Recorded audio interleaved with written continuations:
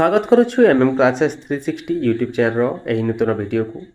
आज यही वीडियो रे आमे देखिबा 2024 रे हेबाकु थिबा सुरभि कंपटीशन रे जो डिबेट कंपटीशन रही बा वितर्क प्रतियोगिता जहाँ को कहूँ आमे तार उपरे देखिबा।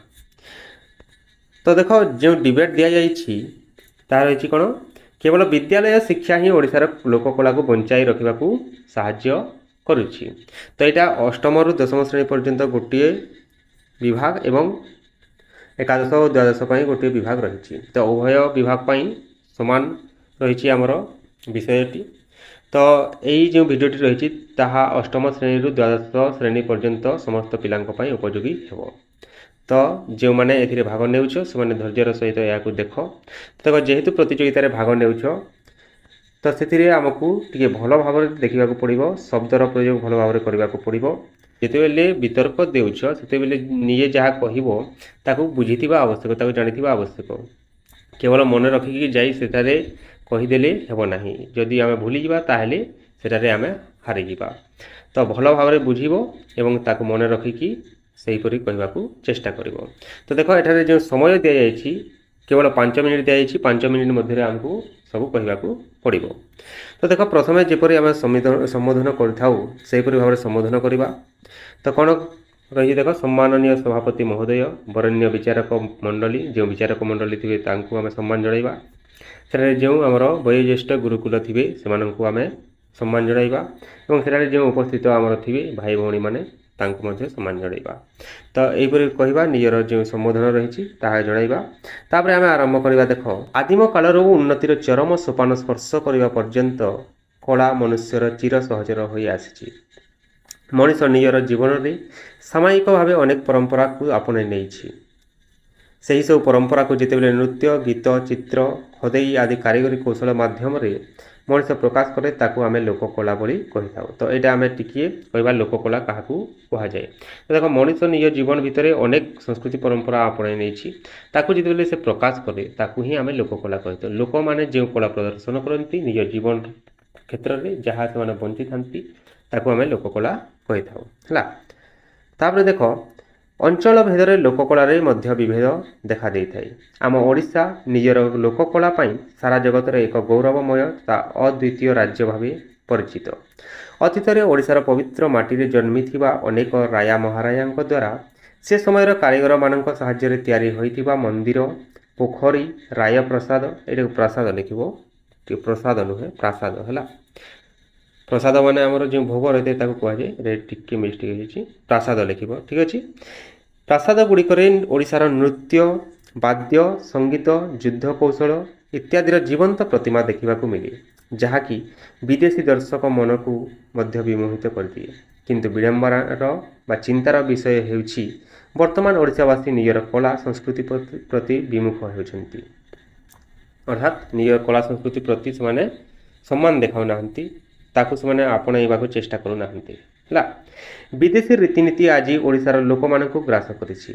आमे जानी रखिबा उचित आवश्यक बा उचित जे जो राज्यर लोक माने निजर लोककला को निजे आपणाई बाहर राज्य तथा विदेश में परिचित कराई पारती से राज्य सेते गौरवमय होता है। देखो जो देशर लोक मैंने जिते सचेतन हेबे निजर संस्कृति परंपरा प्रति सही देश बा सही राज्य सेते उन्नत हेब। तो ये आम कहीपर आहरी कहीपर। देख कौन कहवा आम दक्षिण भारतर राज्य गुड़ी को यार उदाहरण भाव नहीं पार जहाँ को आम साउथ इंडिया बोली कहूँ। साउथ इंडिया देख से निजर जो मुवी गुड़िक तैयारी करती से निजर संस्कृति परंपरा को तीक्ष्ण भाव से प्रयोग करता को आम कहवा। वितर्क जेहेतु आम उदाहरण देकी कहवा। आज परिस्थिति एपरी होइछि जे जो कला कौशल ओडिशा मुंड टेकी रही से सब आज लुप्त प्राय होगाकू बसिलानी। ओडिशार कला संस्कृतिर रक्षण अनेक प्रयास करायाउछि, मात्र सही प्रयास रे निरंतरता नहीं। निरंतरता माने आम लगातार भाव जब कौन कार्य करा निरंतरता कह जाए। अर्थात ये आम कौन कहूँ देख जे आमर जो संस्कृति परंपरा लोप पाई जाउछि ताकू रक्षा करने प्रयास चली चेष्टा चली अनेक क्षेत्र में। किंतु से चेष्टा किछि समय चलला परे पुणी बंद हो जाए। जदि से चेष्टाटा लगातार भाव चलता ताहले रक्षा कराई पारंता। तो सहीटा आम से प्रकाश करवा विचारक मंडली आगे है।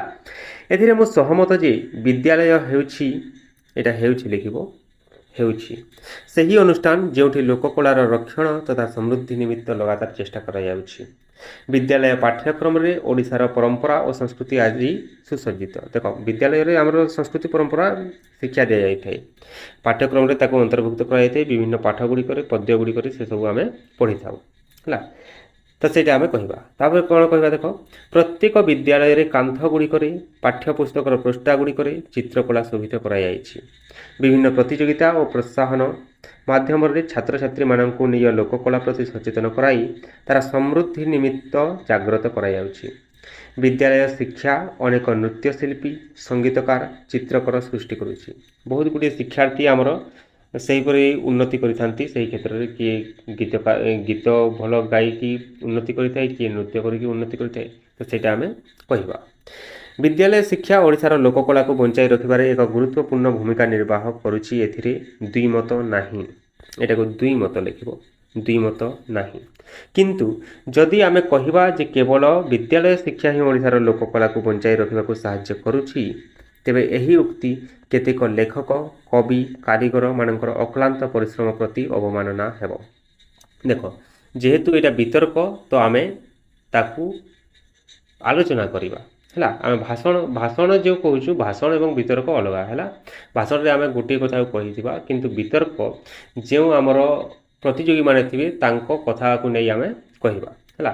ତାଙ୍କ କଥାକୁ କାଟିବା କିମ୍ବା ତାଙ୍କ ସହ ସହମତ ହେବା, ଏହିପରି ଆମେ କହିଥାଉ। ତ ଏଠାରେ ଦେଖ, ଆମେ କହିବା ଯେ ବିଦ୍ୟାଳୟ ଶିକ୍ଷା ଯେଉଁ ରହିଛି, ଏଠାରେ କୁହାଯାଇଛି ତାହା ହିଁ କେବଳ ଆମର ସଂସ୍କୃତି ପରମ୍ପରାକୁ ରକ୍ଷା କରୁଛି। କିନ୍ତୁ ଆମେ କହିବା ଯେ ବିଦ୍ୟାଳୟ ଶିକ୍ଷା କରୁଛି ସତ, କିନ୍ତୁ ତା ବାହାରେ ମଧ୍ୟ ଅନ୍ୟ ଲୋକ ରହିଛନ୍ତି ଯେଉଁମାନେ ସେ ପରିଶ୍ରମ କରିକି ଆମର ସଂସ୍କୃତି ପରମ୍ପରା ବା ଲୋକକଳାକୁ ବଞ୍ଚାଇବାକୁ ଚେଷ୍ଟା କରୁଛନ୍ତି ହେଲା। ସେଇଟା ଆମେ ଏଠାରେ କହିବା। ତାପରେ କ'ଣ କହିବା, ଦେଖ, କାହିଁକି ନା ବିଦ୍ୟାଳୟ ଶିକ୍ଷା ସମାପ୍ତ କରିନଥିବା ବ୍ୟକ୍ତି ମଧ୍ୟ ଓଡ଼ିଶାର ଲୋକକଳାକୁ ବିଦେଶରେ ପହଞ୍ଚାଇ ଓଡ଼ିଶାର ମାନମହତ୍ତକୁ ବହୁଗୁଣିତ କରୁଛନ୍ତି। ଏତିକି କହିବା ପରେ ଆମେ ଆମର ବକ୍ତବ୍ୟକୁ ବିରାମ ଦେବା। ତ ଦେଖ, ଆମେ ଯେଉଁ କହିଥାଉ ଏତିକି କହି ମୁଁ ମୋର ବକ୍ତବ୍ୟ ଶେଷ କରୁଛି। ତ ତାହା ସଭିଏ କହିଥାନ୍ତି ସେହିପରି। ତ ଆମେ ଟିକେ ଅଲଗା ଭାବେ କହିବାକୁ ଚେଷ୍ଟା କରିବା। ତ କ'ଣ କହିବା, ଦେଖ, ପରିଶେଷରେ ବିତର୍କର ବିଷୟବସ୍ତୁ ଠାରୁ ବିରାମ ନେବା ସହ ସେହି ସମସ୍ତ ବ୍ୟକ୍ତିବିଶେଷ ଓ ଅନୁଷ୍ଠାନ ଗୁଡ଼ିକ ନିକଟରେ ନତମସ୍ତକ ହେଉଛି ଯେଉଁମାନେ ଓଡ଼ିଶାର ଲୋକକଳାକୁ ବଞ୍ଚାଇବା ପାଇଁ କାର୍ଯ୍ୟ କରୁଛନ୍ତି। ଏଟାକୁ ଓଡ଼ିଶାର ଲେଖିବ, ଓଡ଼ିଶାର ଲୋକକଳାକୁ ବଞ୍ଚାଇବା ପାଇଁ କାର୍ଯ୍ୟ କରୁଛନ୍ତି। ଜୟ ଓଡ଼ିଶା, ଜୟ ଓଡ଼ିଶାର ଲୋକକଳା। ଠିକ୍ ଅଛି। ତ ଏହିପରି ଭାବରେ ଆମେ ବିତର୍କରେ କହିବାକୁ ଚେଷ୍ଟା କରିବା। ତ ବିତର୍କକୁ ମୁଁ ବୁଝେଇ ଦେଇଛି, ତ ସେହିପରି ଭାବରେ କହିବ। ଏଇଟା ଯେପରି ଲେଖାଯାଇଛି ସେହିପରି ଭାବରେ କହିବାକୁ ଚେଷ୍ଟା କରିବ କିମ୍ବା ନିଜର ଭାଷା ପ୍ରୟୋଗ କରିପାରିବ।